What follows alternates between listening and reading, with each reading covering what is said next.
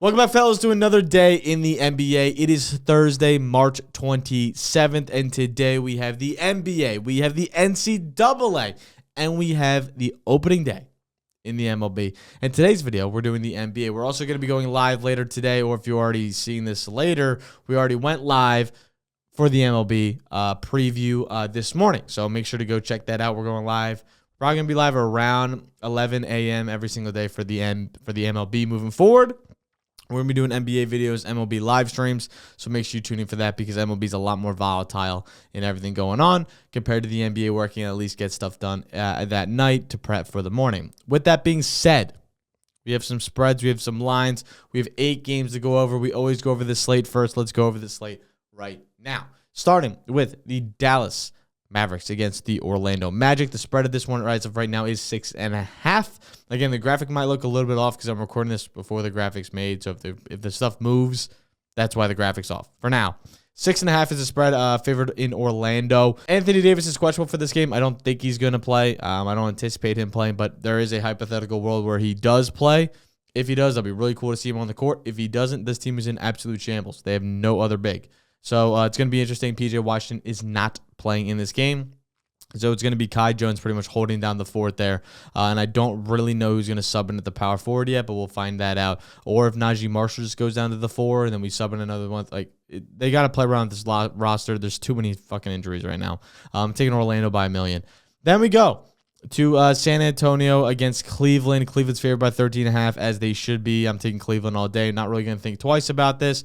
Chris Paul, Steven Castle, and Devin Vassell and the gang and the boys are not going to really rally against a Donovan Mitchell-led, who's back now off the injury report, team in the Cleveland Cavaliers. There is no Evan Mobley. Don't think that matters that much. With that being said, we're going to go to the Pacers and Washington. Pacers are favored by 11. I'm going to take the Pacers all day, every single day. Jordan Poole's looking good now. Kind of. They're just competing. And I respect that out of Washington, but they're not winning games. So I'm going to take Indiana by a lot still. And then we're going to go to the better games of the day.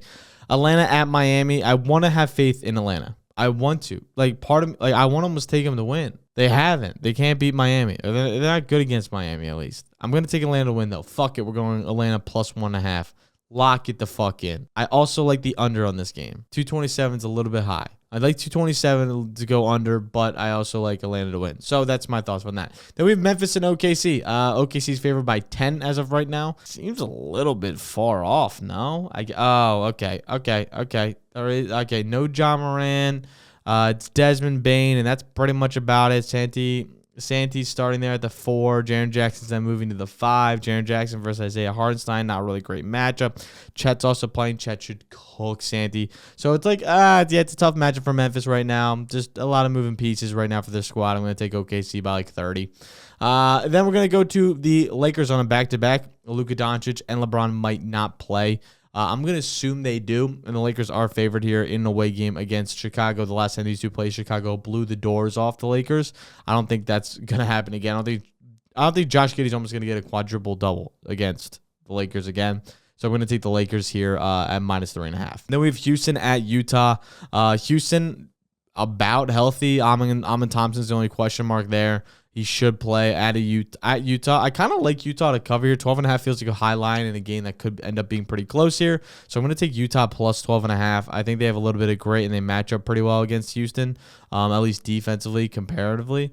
Amon Thompson obviously can take away guys like Sexton, but I don't think it's really going to matter. I think Kyle Filipowski, if Amon doesn't play, can be a solid piece there as well. I think it should be a decent game here. I'm going to take a plus 12.5, just a little bit too far of a spread.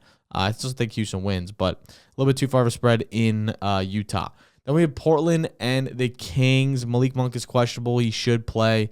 Not really too worried about that. Sacramento's favored by 5.5. I like them to win by over 5.5. With Sabonis back in the lineup, Keegan Murray, DeMar DeRozan, Zach LaVine, Malik Monk leading the pack. Seems like they're going to start getting some more chemistry as they keep going on and on and on. I think Sacramento at home has something to build here, and I think they're going to prove it. 5.5 feels like a good spot for them. The recap from yesterday. Literally, I mean, there's no other better way to describe it than Jamal Murray in the first half and LeBron in the first half just did cardio. They were doing the pacer test. They were just going back and forth hearing the beeps every single time. Like, they did nothing else. Nothing else. They decided, oh, yeah, maybe in the fourth quarter I'll start scoring the ball.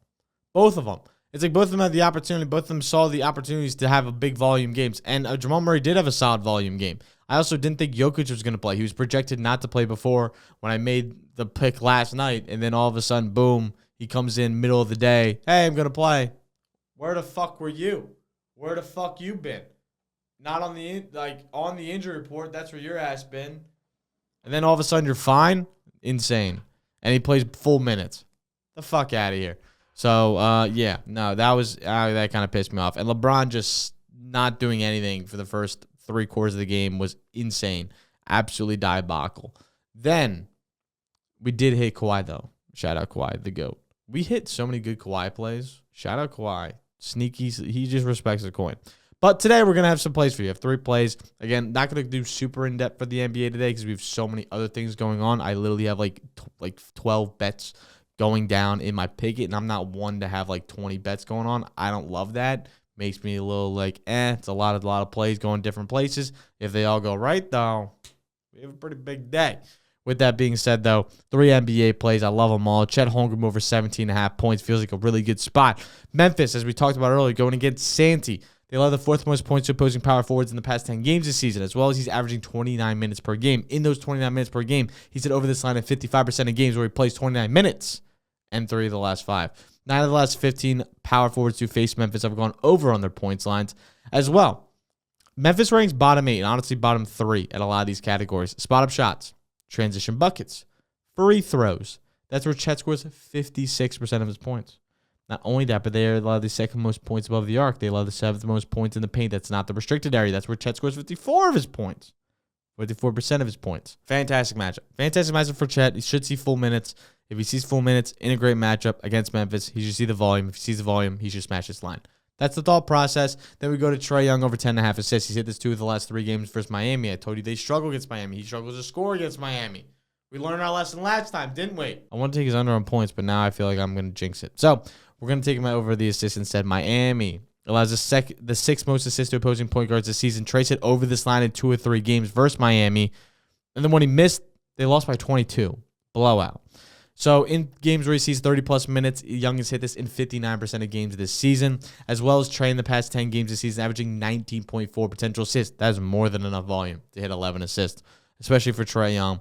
As long as the shots pretty much fall, I feel great about this line. 5 of the last 8 point guards have gone over on their assist line versus this Miami team. So, again, shots fall, easy over for Trae. I feel good about this line. Again, he crushed it in the first 2 games. Then our last play, Paolo Banchero. Over 7.5 rebounds. Feels high, but I told you about Dallas.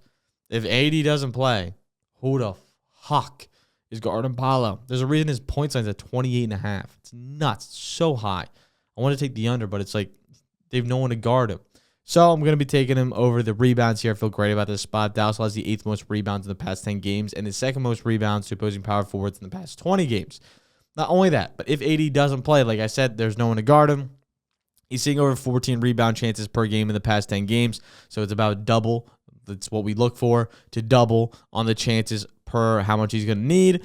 And again, no PJ means it's just a thin rotation. 10 of the last 15 power forwards have gone over versus Dallas already. Kai Jones ain't home Paolo. I don't know who the fuck else would be home Paolo. If AD does play, I still like the line. I don't love it as much, but I think AD would slide probably to the 5. You're not keeping Kai Jones there. Maybe you are, but I don't think I love that. So either way, I like Paolo this game, 80 or not. I don't think 80's going to play. And if he does play, he's not playing full minutes. So we like Paolo over 7.5 rebounds. We like Trae Young over 10.5 assists. And we like Chet Holmgren over 17.5 points. Those are the plays for the day. Let me know what you guys have in the comments below. Let me know what plays you guys are rocking and what you feel good about, what plays I should look into. And I'll look forward to seeing you guys on the live stream. I'll catch you guys there. Peace.